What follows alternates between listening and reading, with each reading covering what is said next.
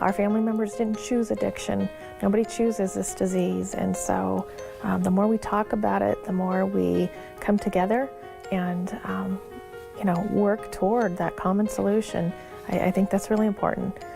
The PAL group sees that this approach often helps change the one addicted because a family member understands healthy ways to respond. I want to be able to give back and help people that went through the same journey that I went through, and to help them know that it's not their fault. This April will mark 14 years since Deborah Capps of Advance lost her son Kevin to substance abuse addiction. She continues to use her grief to make her church and her community a better place. We like to say that PAL is a place that you don't really want to be there, but at the time you're so grateful and so happy that you're among people that understand your pain. Well, our personal journey started about 16 years ago when our son became addicted to methamphetamine. And we were loving parents. We did the best we could.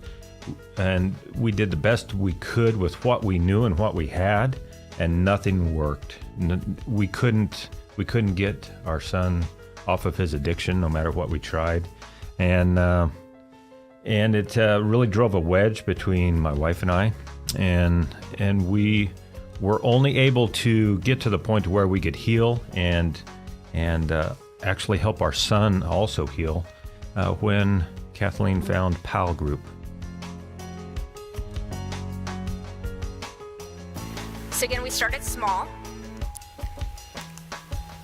reviewing the PAL curriculum. Kristen found out that it was based on evidence-based practices. So everything that PAL said it wanted to do, the curriculum was designed to obtain this goal. So now let's interview the addicts who actually recovered with parents who attended PAL. They said the same thing. They said that it was their parents stopping the enabling, it was their parents stopping the codependency, it was their parents taking these measures that PAL teaches in their program. But this is the key, this is what's interesting. It allowed them to hit their rock bottom. And it was their individual rock bottom. One girl said that she kept going to rehab, she would be high before she hit the parking lot. There was nothing her parents could do. But yet, when the parents started implementing, as difficult as it was, these lessons, then the addict hit their rock bottom, and then they sought recovery, and that was their journey back. So with this group, this sample, PAL is doing what it says it's able to do. It is reaching people. It is helping their mental and physical health. It is helping them with strategies to stop their addicted loved one's addiction. I told them I wouldn't do the article unless they talked about the hope of what PAL brings. And the reporter promised me, and they did.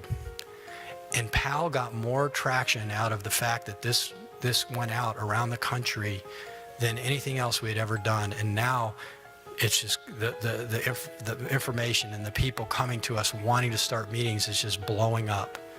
And we're trying to meet this need, and we're working on fundraising, and we're working on growing into a strategic plan where we can make this happen so that we can meet this need all around. And I'm dealing right now with a woman in Australia who wants to start a meeting there. And there's several couples in Canada that want to start meetings in Canada. And there's all these other people, because this is everywhere. It's not just the United States, it's all over the world.